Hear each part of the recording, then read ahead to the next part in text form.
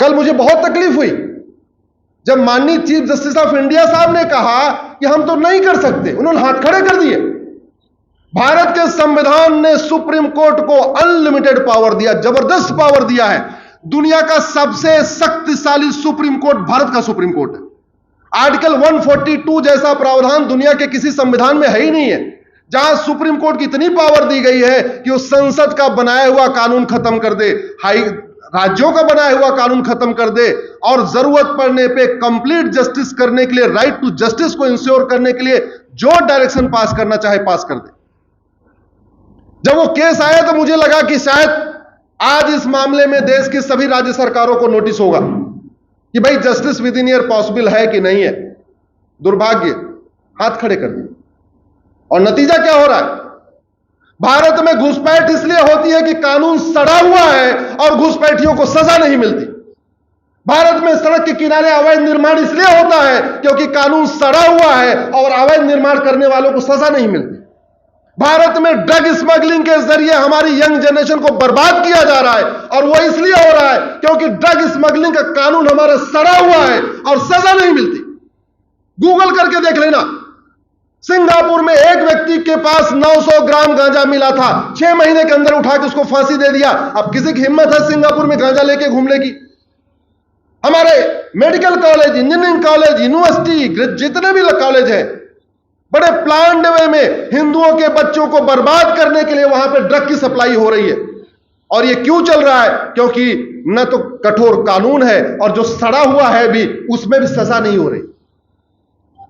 इसलिए मैं कई बार कहता हूं, भारत की आधी समस्याओं के लिए हमारी सड़ी हुई पुलिस व्यवस्था, सड़ी हुई न्यायिक व्यवस्था और सड़ी हुई प्रशासनिक व्यवस्था जिम्मेदार।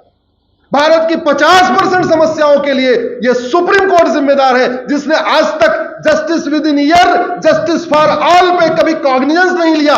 दुनिया भर के केसेस पे सुओ मोटो लिया, लेकिन आज तक जस्टिस विद इन ईयर पे सुओ मोटो नहीं लिया।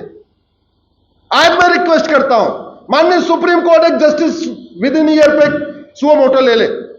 देश के सारे डीजीपी से पूछे, सारे चीफ सेक्रेटरी से पूछे, जितने एडवोकेट जनरल हैं उनसे पूछे, अटॉर्नी जनरल से पूछे, सॉलिसिटर जनरल से पूछे, ये पॉसिबल है कि नहीं है। मैं कहता हूं 1 साल तो ज्यादा है, 6 महीने में सजा हो सकती है।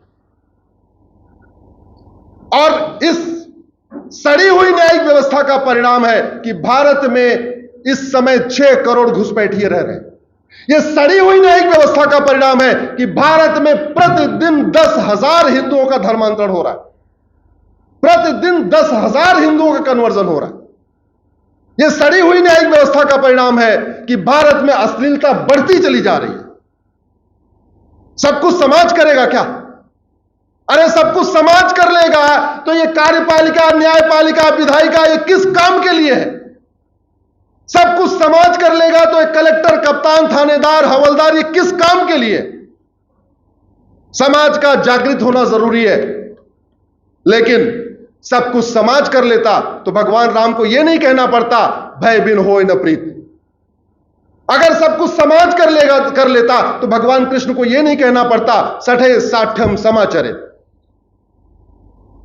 भारत की जितनी समस्याएं हैं इसमें से 50% समस्याओं का समाधान तो केवल और केवल अंग्रेजों की पुलिस व्यवस्था, अंग्रेजों की प्रशासनिक व्यवस्था, अंग्रेजों की न्यायिक व्यवस्था को बदल के किया जा सकता है, जस्टिस विद इन ईयर लागू करके किया जा सकता है। और एक बात मैं बता दूं, सड़ी हुई न्यायिक व्यवस्था के कारण भारत की डेमोग्राफी बदल रही है। डेमोग्राफी बदलने का 3 कारण है: घुसपैठ, धर्मांतरण, जनसंख्या विस्फोट। 90,000 बच्चे पर डे पैदा हो रहे हैं, इसमें से लगभग 50% हिंदू बच्चे पैदा हो रहे हैं। 10,000 हिंदुओं का कन्वर्जन हो रहा है। और घुसपैठ के ऊपर मेरी पीआईएल 2017 से चल रही है। जब मैंने 2017 में फाइल किया था उस समय कहा था कि 5 करोड़ आ चुके हैं। उनकी संख्या बढ़ते बढ़ते बढ़ते बढ़ते गए, जाना तो बंद हुआ नहीं, आना जारी रहा। यहां भी जनसंख्या विस्फोट होता रहा। लगभग वो 5.5 करोड़ से 6 करोड़ के बीच में हो चुके हैं। 2017 से मैंने फाइल किया तब 5 करोड़ थे, अभी 5.5 करोड़ हो चुके। अब इसमें आप वाई एनालिसिस करिए। घुसपैठ के मूल कारण की वाई एनालिसिस करिए और धर्मांतरण के रूट काज की वाई एनालिसिस करिए।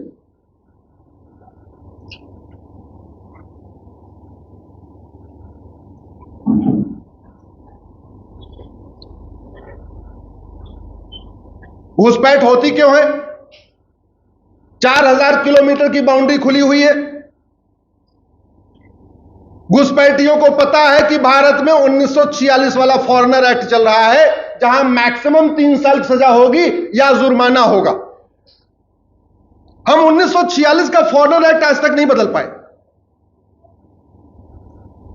अगर हमने एक कानून बनाया होता कि भारत में घुसपैठ करना गंभीर अपराध है, पकड़े जाने पे 10 से 20 साल की सजा होगी, और उसका बैनर बनवा के पूरे बांग्लादेश के बॉर्डर पे 1-1 किलोमीटर पे लगा दिया होता, जैसे हम घरों में लगाते हैं, सावधान रहें यहां गेट पे बहुत खूंखार कुत्ता खड़ा हुआ है, लगाते हैं ना घर पे, सावधान रहें आप सीसीटीवी के कैमरे की निगरानी में, लगाते हैं कि नहीं लगाते? अल्ट्रासाउंड जहां टेस्टिंग होती है वहां लगाते हैं, यहां लिंग परीक्षण नहीं होता है, पकड़े जाने पे गंभीर सजा होगी, लगाते हैं ना? अगर हमने केवल इतना ही कर दिया होता कि भारत में घुसपैठ करना और घुसपैठियों की मदद करना दोनों इंपॉर्टेंट, ध्यान रखिएगा, घुसपैठ करना और घुसपैठियों की मदद करना यह गंभीर अपराध है, पकड़े जाने पे दोनों को 10 से 20 साल सजा होगी। और इसके हर जगह पोस्टर लगा देते, बड़े बड़े जहां चौराहे हैं वहां लगा देते, पूरे बांग्लादेश के बॉर्डर पे लगा देते, तो कुछ तो खौफ पैदा होता।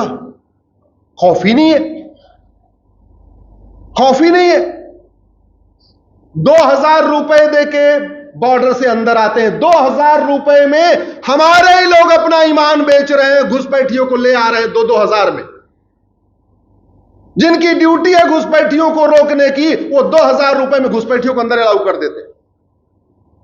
अंदर आता है घुसपैठिया, दलाल को पकड़ता है, कॉमन सर्विस सेंटर पे 2000 रुपए में आधार बनवा लेता है,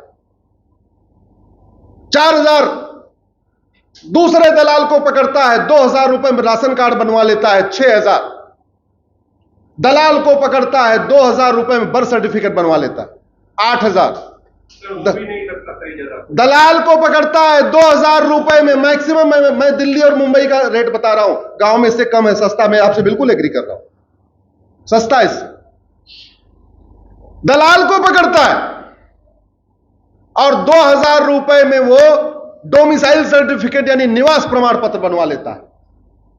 फिर दलाल को पकड़ता है, 3000 रुपए में ड्राइविंग लाइसेंस बनवा लेता है और जनधन खाता खोल लेता है, सारे सरकारी योजनाओं का लाभ लेता है, माइनॉरिटी अफेयर मिनिस्ट्री का लाभ लेता है, केंद्र सरकार की योजनाओं का, राज्य सरकार की योजनाओं का लाभ लेता है, मुफ्त में राशन लेता है, मुफ्त में मुद्रा लोन लेता है, मुफ्त में जो है मकान लेता है। इस बीच में कोई चुनाव आता है, हमारे यहां हर साल चुनाव होता है, एक साल वोटर पार्षद का होता है, एक साल प्रधान का होता है, एक साल विधानसभा का होता है, एक साल लोकसभा का। जैसे वोटर लिस्ट अपडेट होना शुरू होती है, किसी एक नेता के पास, वोट जीवी नोट जीवी गद्दार नेता के पास जाता है, कहता है हमारे पास 100 वोट है, हमारा नाम नहीं जुड़ा हुआ है, ये देख लो 6-6 डॉक्यूमेंट है, हमारा नाम जुड़वा दो, हम तुम्हें वोट दे देंगे। वो वोट जीवी नोट जीवी गद्दार नेता उनका वोटर आईडी में नाम जुड़वा देता है और वो भारत के नागरिक बन जाते हैं। ये खेल ऐसा कोई राज्य नहीं जहां नहीं हो रहा है। आपके दिल्ली के ऐसा कोई जिला नहीं है जहां यह खेल नहीं हो रहा है, ऐसी कोई विधानसभा है नहीं है जहां यह खेल नहीं हो रहा है, ऐसा कोई वार्ड नहीं है जहां यह खेल नहीं हो रहा है, ऐसी कोई लोकसभा है जहां वार्ड नहीं हो रहा है। और विश्वास नहीं है, आज मैं दिल्ली वालों से कहता हूं, दिल्ली में 7 लोकसभा है, वोटर आईडी हर चुनाव के पहले अपडेट होती है। जनगणना तो 10 साल पे होती है, लेकिन वोटर आईडी हर चुनाव के पहले अपडेट होती है। आज की 2024 की लोकसभा की वोटर लिस्ट को 1999 की वोटर लिस्ट से कंपेयर कर लो, केवल 25 साल पुरानी। हम 1950 की वोटर लिस्ट या 1960 की वोटर लिस्ट की बात नहीं कर रहे, मैं तो कह रहा हूं केवल 25 साल पुरानी वोटर लिस्ट को कंपेयर करके देख लो। तुम्हारे विधानसभा की डेमोग्राफी बदल गई है, तुम्हारे लोकसभा की डेमोग्राफी बदल गई है और तुम्हारे वार्ड की भी डेमोग्राफी बदल गई।